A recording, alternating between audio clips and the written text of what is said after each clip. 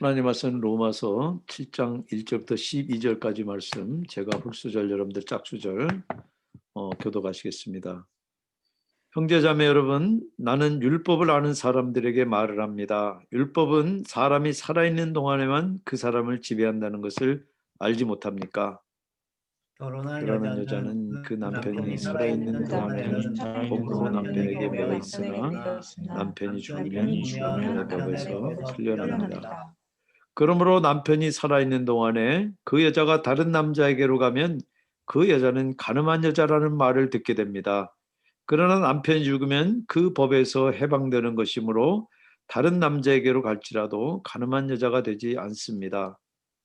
나의 형제 자매 여러분, 그러므로 여러분도 그리스도의 몸으로 말미암아 율법에 대해서는 죽임을 당했습니다. 그래서 여러분 다른 분, 곧 죽은 사람들 가운데서 살아나신 그분에게 속하게 되었습니다. 그것은 우리가 하나님을 위하여 열매를 맺게 하기 위함입니다.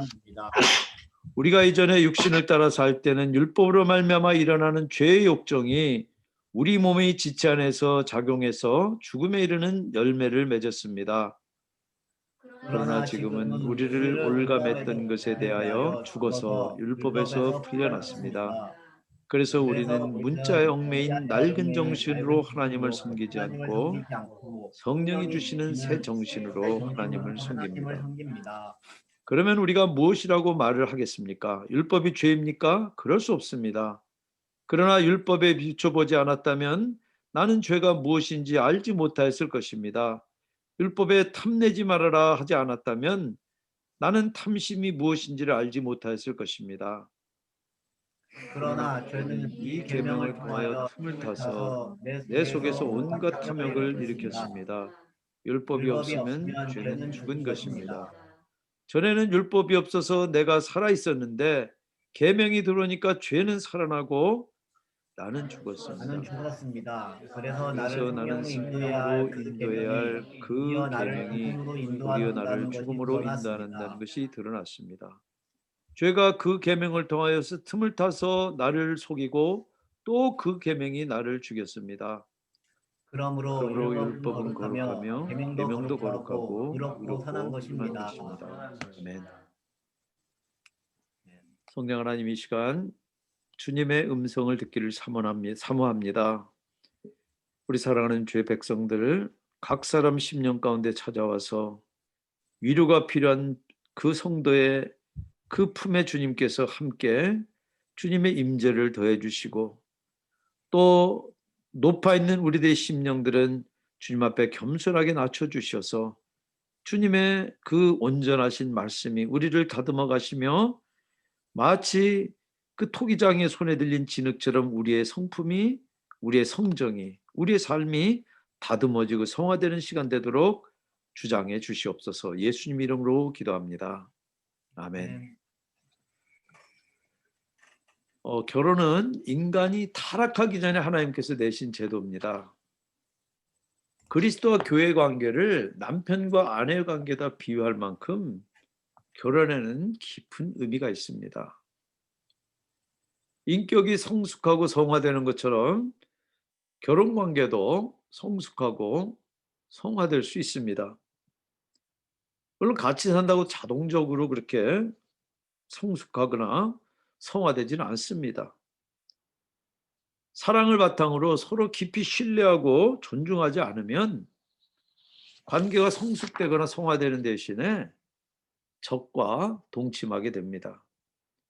결코 결혼 제도를 내신 주님의 뜻이 아닙니다. 바울은 다시 그 결혼 제도를 가지고 그러면 어떻게 해야 할까라고 하는 6장 15절에 던졌던 그 질문에 대답을 시도합니다. 마음대로 자유롭게 살아도 될까 하는 질문이었어요. 여러분은 율법과 결혼했든지 아니면 주님과 결혼했든지 결혼 상태지 미혼 상태가 아니라고 바울은 이야기합니다. 우리가 함께 살기 위해서 결혼하지 않습니까? 함께 자고 함께 일어나고 함께 밥 먹고 그리고 함께 기뻐하고 함께 슬퍼하고 함께 자식도 낳습니다. 재산도 함께 공유하고 서로가 서로에게 기꺼이 매이는 관계가 바로 결혼입니다. 아담처럼 독립선언하고 혼자 살 때처럼 그렇게 마음대로 해가지고는 결혼 관계가 성수군커녕 유지하기도 어렵습니다. 이 결혼 관계에서 생기는 이 구속력을 바울은 1절에 지배한다라고 표현을 합니다. 6장 9절에 죽음이 지배한다라고 하는 그 동사하고 같은 동사입니다. 그러나 결혼은 상대가 살아있을 동안에만 지배하는 관계입니다. 배우자가 죽으면 법적인 윤리적인 구속력도 함께 죽어서 지배력도 함께 땅에 묻힙니다. 율법과 결혼한 사람은 율법이 지배합니다. 그런데 이 율법 남편은 오직 바른 생활과 규칙만 있어요. 작은 실수나 허물도 용납이 안 됩니다. 여러분들 그런 남편과 사는 아내가 어떨까요? 반듯한 그 매력에 끌려서 결혼했다 할지라도 살아보면 그 매력이 환상이라는 것을 깨닫는 것은 시간 문제입니다. 아무리 반듯해도 늘 아내 잘못 지적하고 용서할 줄 모른다 그러면 얼마나 피곤하고 주눅들겠습니까? 그 율법 남편을 벗어날 길은 죽음뿐인데 문제는 율법이 안 죽는다는 사실입니다. 죽기는커녕 천지가 없어지기 전에는 1.1핵도 없어지지 않아요. 그럼 하나밖에 없습니다. 자기가 죽는 수밖에 없어요.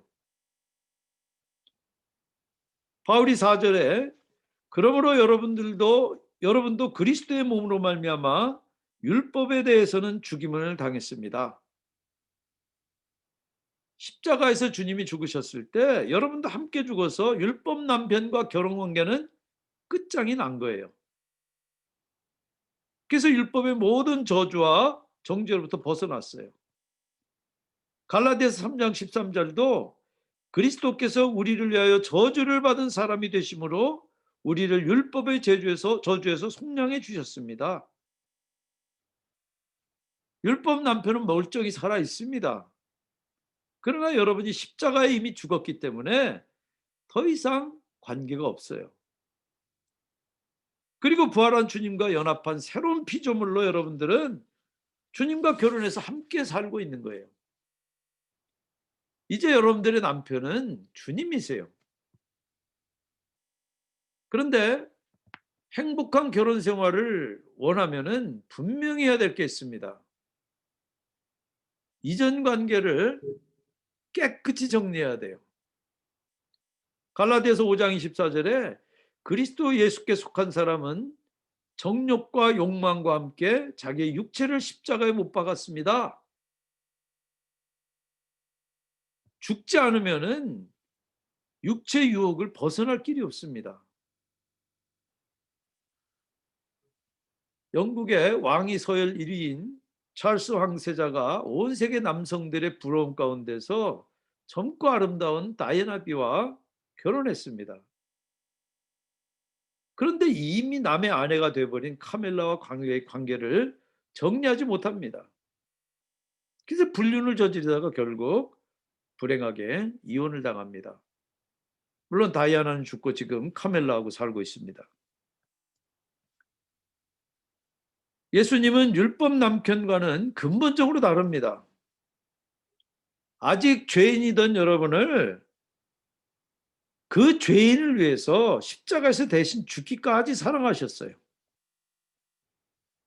그때뿐만 아니라 지금도 우리가 실수와 허물로 그 주님의 명예를 더럽히는데도 참고 용납하고 기다리는 분이에요. 그런 주님과 행복하고 풍성한 결혼 생활이 기다리는데 왜 세상과 불륜을 못 끊고 왜 율법에 매여 사느냐? 바울은 지금 그 말을 하는 겁니다. 실제로 여러분은 이미 율법에 대해서 죽었고 세상에 대해서는 죽었기 때문에 율법하고도 관계없고 세상하고도 관계가 없어요. 율법은 그리스도 바깥에 있는 세상의 불의한 사람들을 지배하는 원리예요. 여러분은 십자가와 부활을 통해서 예수님과 결혼했습니다. 이제 예수 안에 있는 모든 자원과 풍성한 삶, 진정한 행복이 지금 여러분들 거예요. 그런데 결혼하면 여러분들 자기가 원하는 대로 자유롭게 살 수 없습니다. 주님과 사랑에 빠져서 결혼했기 때문이에요. 주님과 살려고 결혼한 거 아닙니까?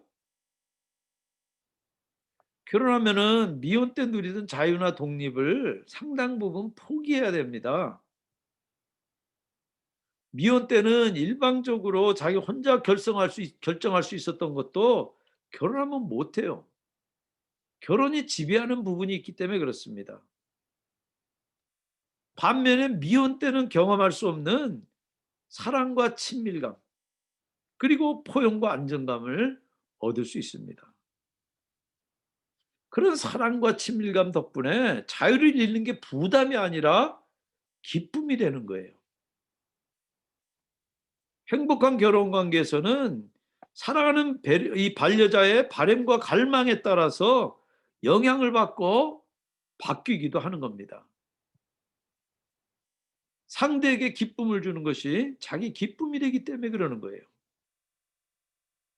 그래서 아내나 남편이 뭘 바라는지 알려고 애쓰고 거기에 자기를 맞춰가는데 오히려 행복을 느끼는 겁니다.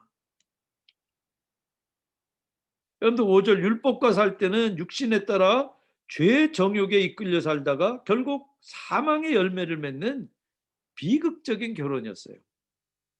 그러나 주님과 살면은 새로운 열망이 생깁니다.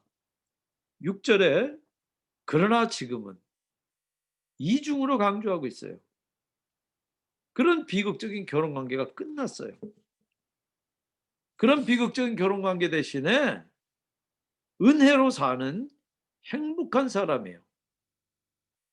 그런데 율법 남편은 늘 반찬 타령하면서 장볼 돈도 안 주는 그런 남편이에요. 지킬 규칙만 제시하지 지킬 힘은 못 주는 무능한 남편이기 때문에 그래요. 그래서 죄 정욕에 내맡기고 그래서 사망의 열매만 맺을 수밖에 없는 거예요. 그러나 주님과 결혼하면은 주님에 대한 그 사랑 때문에 새로운 열망이 생겨요. 죄의 정욕이 아니라 사랑의 열매예요. 열망이에요. 그래서 문자 열매인 낡은 정신으로 하나님을 섬기지 않고 성령이 주시는 새로운 정신으로 하나님을 섬기게 됩니다. 이것이 바로 바울이 크리스천이 어떻게 살지를 대답하는 내용입니다. 크리스천은 율법 아래 있지 않아요. 그 말은 하나님께 거부당할까 봐 두려워서 율법 지키지 않는다는 얘기입니다. 구원의 방편으로 율법을 이용하지 않습니다. 주님의 완전한 삶과 죽음만이 하나님께 나가는 유일한 길이고 주 안에서 이미 하나님이 주님 때문에 우리를 받으셨어요. 그러면은 크리스천은 율법을 무시합니까? 아니에요. 하나님은 거룩하셔서 여전히 율법 시대는 아니다가 지금 복음 시대는 바뀌고 그런 하나님이 아니라 그때나 지금이나 하나님은 여전히 정직과 순결, 관용과 진실, 고결함과 친절을 사랑하세요. 그래서 이미 우리를 구원하신 그분을 기쁘게 하려고 우리가 법을 찾는 것이지 구원받기 위해서 우리가 법에 얽매이지 않습니다. 우리가 주님과 이미 결혼했기 때문에 그분을 기쁘시게 하려고 하는 것이지 호의를 받고 지금 그래서 인정받기 위해서 그러지 않는다는 것입니다. 주님을 사랑하는 새로운 동기 때문에 법이 이제는 더 이상 우리들에게 굴레나 부담이 아니에요. 이렇게 하면 또 이렇게 반론하는 사람들이 있습니다. 은혜로 구원받았으니까 버림받지 않을 테고 그러면 거룩하게 살 동기도 없고 그런 힘도 시들어질 거라고 하는 그런 주장이에요. 만약 그렇게 생각한다면 거절당할까 봐 두려워 그랬다는 자백과 똑같은 거예요. 그리고 여전히 율법의 지배를 못 벗어났기 때문에 지금 그렇게 이야기하는 것입니다. 여러분들 진정으로 우리가 구원받았다면은, 그리고 구원받은 사실 우리가 안다면은 감사의 정에서 우러난 기쁨과 사랑이 동기가 되는 거예요. 남편이 아내를, 아내가 남편을 위해서 사는 것처럼 그렇게 우리가 주님을 위해서 살게 되는 것입니다. 여러분, 한때 우리는 죄의 종으로 죄에 굴복했습니다. 그래서 그것을 벗어나 버리고 율법과 결혼해서 자기 의를 내세우면서 죄가 이끄는 대로 율법을 기쁘게 하려고 살았어요. 그랬던 우리가 그리스도 안에서 죽고 새로운 피조물로 다시 태어났어요. 그래서 우리는 지금 하나님의 종이고 그리스도의 신부인데 어떻게 죄 지으려고 우리가 들겠어요? 바로 그 죄 때문에 내가 사랑하는 주님이 죽으셨는데 어떻게 태연하게 그 죄를 우리가 지을 수 있느냐는 겁니다. 주님의 신부는 감사와 사랑으로 주님을 기쁘게 하려고 삽니다.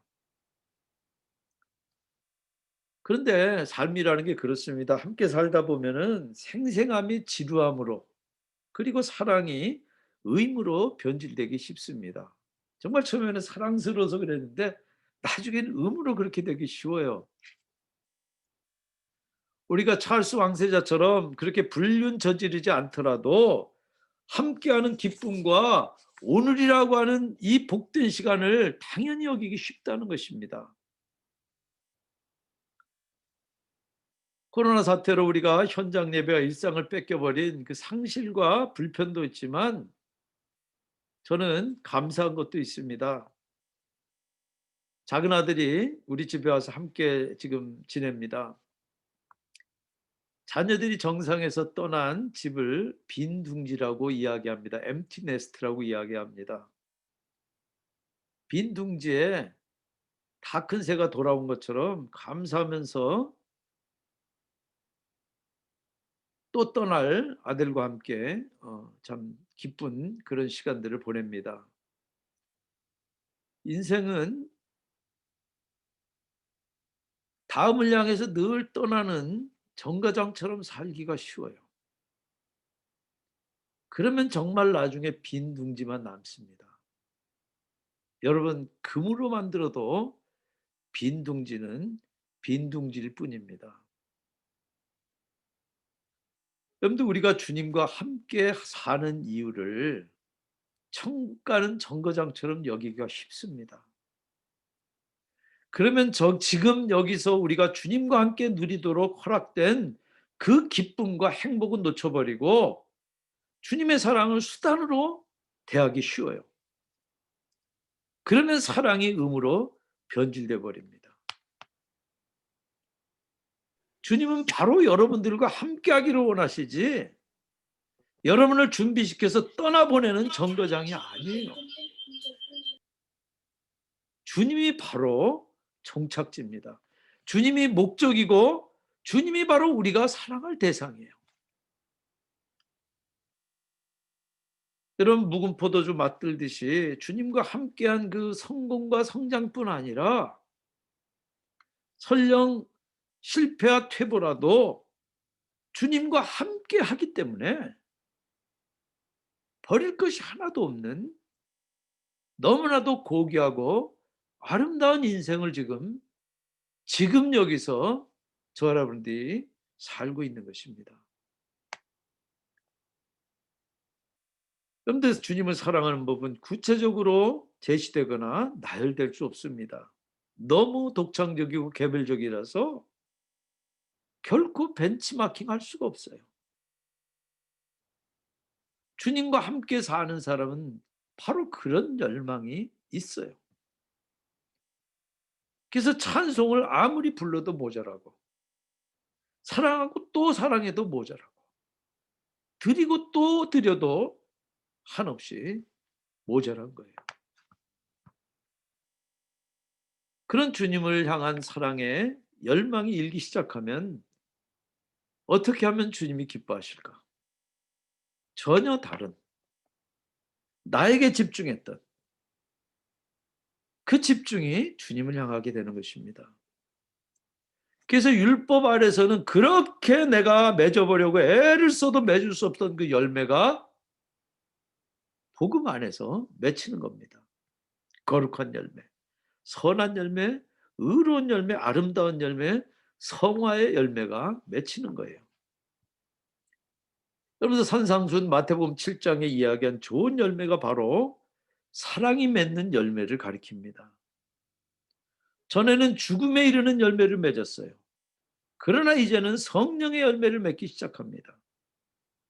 바로 그것을 로마서 8장 4절에 육신을 따라 살지 않고 성령을 따라 사는 우리가 율법이 요구하는 바를 이루게 하시는 것입니다. 그러면서 구체적으로 바울은 탐심을 예로 듭니다. 한때 바리새인이었던 이 바울이 이 탐심이라고 하는 것을 들먹이는 것은 바울에게는 너무나 통렬한 예입니다. 바리새인들은 자기가 악한 행동을 저지르지 않는 한 죄가 없다고 생각했습니다. 그러니까 스스로 다 의롭게 여긴 거예요. 그러나 주님은 산상수훈에 분명히 겉으로 드러난 행동뿐만 아니라 오히려 내면의 동기가 태도가 더 죄라고 하는 사실을 주님께서는 지적을 하십니다. 십계명을 문자에 얽매여서 그렇게 이해하면은 겉으로 드러나는 행동으로만 보기 쉬워요. 살인하지 말라, 간음하지 말라, 도둑질하지 말라, 우상 섬기지 말라. 다 겉으로 드러나는 행동처럼 보이지만 아홉째 계명까지는 그게 됩니다, 말이. 그런데 10번째 계명 보세요. 탐내지 말라.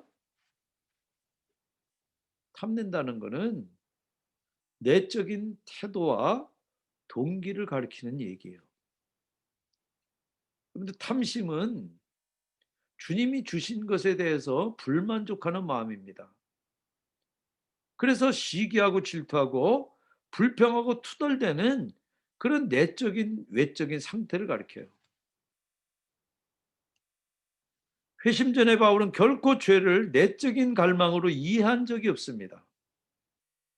모든 바리새인처럼 죄가 본질적으로 충분히 하나님을 사랑하지 않고 대적해서 탐내는 거라고 생각해 본 적이 없어요. 단지 규칙을 깬 걸로만 알았기 때문에 그래요. 회심 전에 바울이 이 10번째 십계명의 뜻을 진정으로 깨닫게 되었을 때 어떻겠어요? 하나님의 백성이 어떻게 살아야 할지 가르친 계명이 도리어 죽음으로 인도한다는 사실을 바울이 통렬하게 깨달은 것입니다. 여러분들 우리가 그 C.S.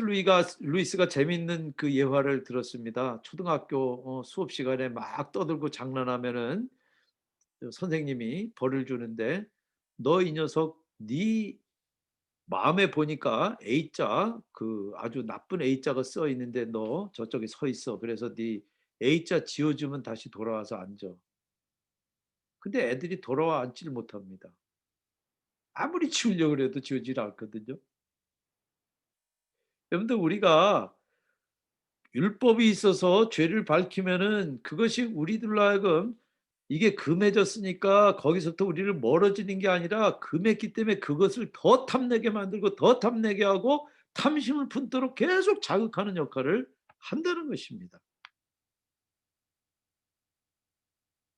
그러면은 율법이 잘못입니까? 율법이 잘못이 아니에요. 율법은 아무 잘못이 없어요. 그런 죄성을 가지고 있는 우리가 잘못이에요. 그래서 그 탐심에 속아서 계명을 어기고 죽게 만들었던 것을 바울이 깨달은 것입니다.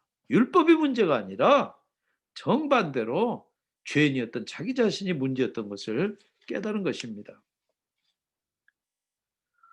어거스틴의 고백록에 제가 어렸을 때 경험한 이야기하고 똑같은 얘기가 나옵니다. 그 고백록에서는 배지만 저는 어렸을 때 복숭아를 훔친 일이 있습니다. 자기 아빠가 위쪽 온도막 지킨다고 친구가 알려주면 동네 꼬맹이들하고 같이 아래밭을 서리했습니다. 깜깜한 밤이니까 손으로 더듬어 보고 따니까 몇 개 못 먹고 다 개울에다 버립니다. 과손 아들도 같이 와서 먹다가 버립니다. 우리가 함께 나눈 진짜 즐거움은 해서는 안 될 짓을 하는 데 있었다. 어거스틴이 그렇게 고백합니다. 집에 훨씬 맛있는 익은 복숭아가 있어도 도둑이 되고 싶은 마음에 친구 밭을, 친구는 아버지 밭을, 신은 자기 밭을 도둑질한 겁니다. 훔친 과일을 던져버리면서 내가 맛본 건 나 자신의 죄였고 그것이 무척이나 즐거웠다. 그렇게 고백록에 썼는데 그것이 바로 제 고백이기도 합니다. 모든 죄는 깊은 동기가 있습니다. 어거스틴은 배를 훔친 이 일을 통해서 더 깊은 죄의 동기가 바로 탐심이고 그 탐심은 바로 하나님 노릇하려는 거라고 그렇게 고백을 합니다.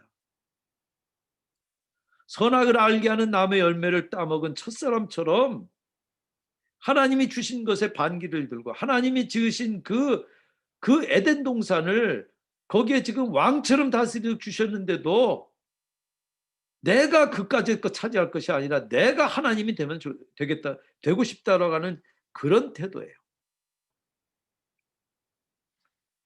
여러분들 지혜로운 시어머니는 아들한테 하지 않고 며느리에게 부탁한다고 그럽니다. 사랑해주는 엄마 말은 귓등으로 흘려도 사랑하는 아내 말은 새겨 듣기 때문일 거예요. 사랑의 힘이에요. 여러분들 법이 우리들에게서 할 수 없었던 그 일을 그리고 내 의지와 결심으로 할 수 없었던 그 일을 사랑은 하게 만듭니다. 그것이 바로 로마서 8장에 바울이 이야기하는 말이에요. 따라서 성도가 사는 원리는 규칙이나 법이 아닙니다. 은혜고 사랑이에요. 그리고 바로 은혜로 사는 사람들이 모인 것이 교회입니다. 그러니까 그 안에서는 서로 용납하고 허물이 드러나도 서로 덮어주고 정말 덜 자라도 보호받는 것이 교회입니다. 연약한 자녀가 장애가 있는 자녀가 오히려 더 보호받지 않습니까? 교회도 큰 가정이에요. 그런데 법으로 사는 가정은 평화 없습니다. 자식은 삐뚤어지고 정말 방황하게 되는 거예요. 은혜로 사는 가정이 행복해요. 용서가 있고 평화가 있고 세컨 찬스가 있고 그리고 손해봐도 엄마처럼 속아주고 참고서한다고 엄마한테 돈 받아서 딴 데 안 써본 사람이 있습니까? 그렇게 은혜로 사랑으로 용서로 서로 대하십시다. 여러분 이미 율법에 대해서 세상에 대해서 죽었습니다. 그런데 죄에 대해서 율법에 대해서 세상에 대해 매인다면은 찰스 왕세자가 다이아나 두고 카멜라 만나는 거예요. 영적인 외도입니다. 오직 주님의 사랑에 매여 영광된 주님의 신부로 주님과 함께 자고 주님과 함께 일어나는 그래서 성령의 열매, 사랑의 열매, 성화 열매, 주렁주렁 열매 맺는 그 여러분들 다 되시기를 주님의 이름으로 축원합니다.